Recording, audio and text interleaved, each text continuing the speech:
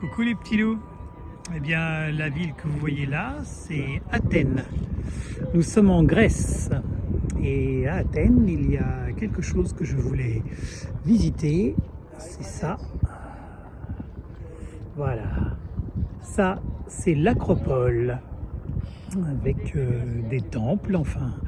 On visitera tout ça demain et je voulais vous le montrer. De nuit, je trouve ça plutôt particulièrement beau quand même, hein, ça a de l'allure.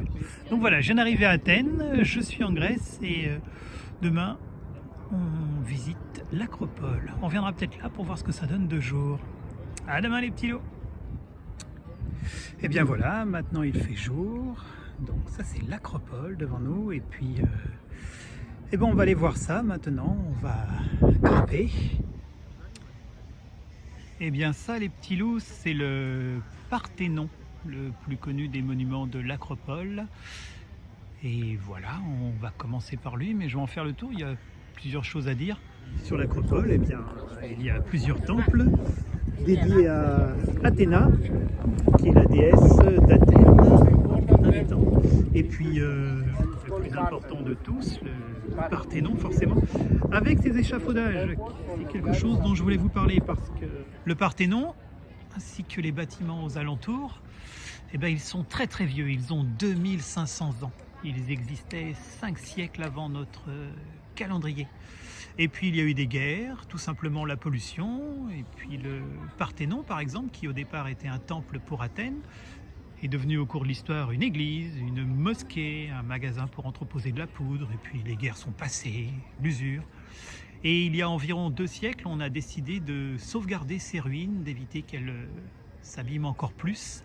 Alors les sauvegarder, c'est juste les bloquer en l'état. Alors par exemple, vous voyez là, ces pierres menacent de s'effondrer. Alors pour éviter ça, on enlève celles qui sont trop abîmées et on les remplace par des nouvelles. On resculpte à l'identique en marbre des pierres pour remplacer celles qui sont trop abîmées, et puis parfois même on complète les manquantes en faisant très attention à ne pas inventer, à ne pas modifier le Parthénon tel qu'on l'a trouvé, pas tel qu'il était au moment d'Athènes, au moment des Grecs il y a 2500 ans, mais tel qu'on l'a trouvé il y a 2 siècles, quand on a commencé à entreprendre la restauration. Alors vous voyez, là il y a des grues, des échafaudages, et puis de ce côté-là, il y a 2 choses qu'on voit bien. Voilà, j'y suis. Hop. Sur les colonnes, vous voyez les différences de couleurs? Eh bien c'est le marbre ancien qui est plus foncé, et tout en blanc le nouveau marbre qu'on a sculpté pour remplacer. Et quand on peut d'ailleurs, on ne remplace pas toute la pierre, vous voyez, on remplace juste les parties manquantes, de façon à conserver le Parthénon le plus possible fidèle à l'état dans lequel il était au moment où on l'a trouvé. De même, on va avoir aussi voilà, les statues qui sont devant moi ont été remplacées. Ce ne sont pas celles qu'on a trouvées, qui étaient beaucoup trop abîmées, qui n'auraient pas survécu encore très longtemps à mon sens, et du coup on les a retirées. On a resculpté des nouvelles. Voilà un autre aperçu du chantier avec justement les ouvriers qui travaillent.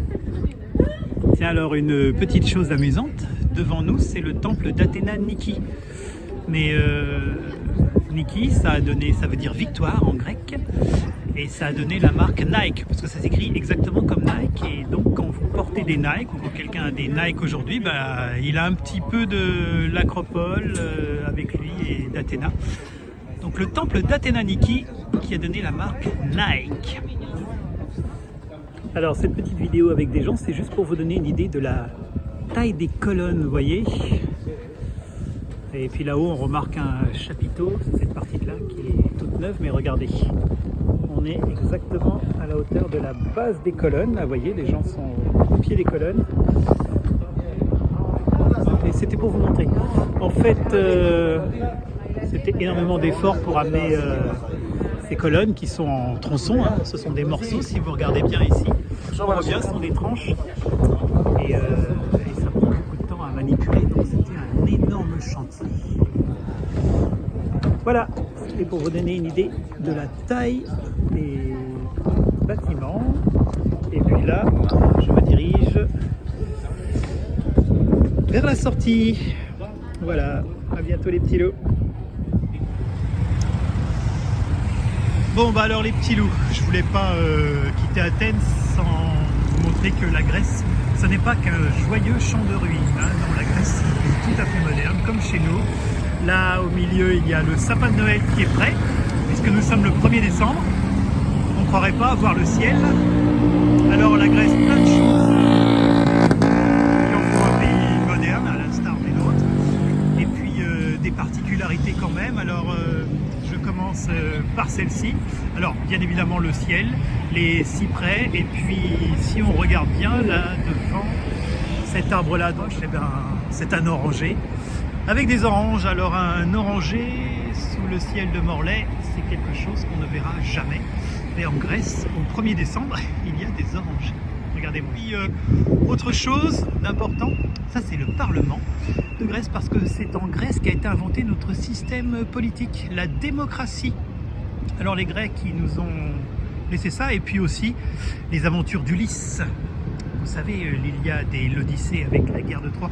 Eh bien, l'Odyssée, ça a été écrit par un Grec. Et puis, je m'approche pour finir de leurs soldats en garde nationale parce que ils ont des petits uniformes tout choubidou, je trouve. Hein. Regardez, ils ont des petits chaussons à pompons et des jupettes. Alors voilà, je vous avais montré les soldats de Monaco. Je crois qu'on avait vu ceux de Saint-Marin aussi. Et bien là, ce sont les soldats de la garde nationale grecque. Et c'était pour vous montrer une autre facette de la Grèce, pardon, que simplement des ruines. Donc voilà, un ciel bleu, des orangers, des soldats en uniforme, et puis une ville tout à fait moderne. Voilà les petits loups, sur cette image, on va quitter Athènes et partir pour d'autres aventures.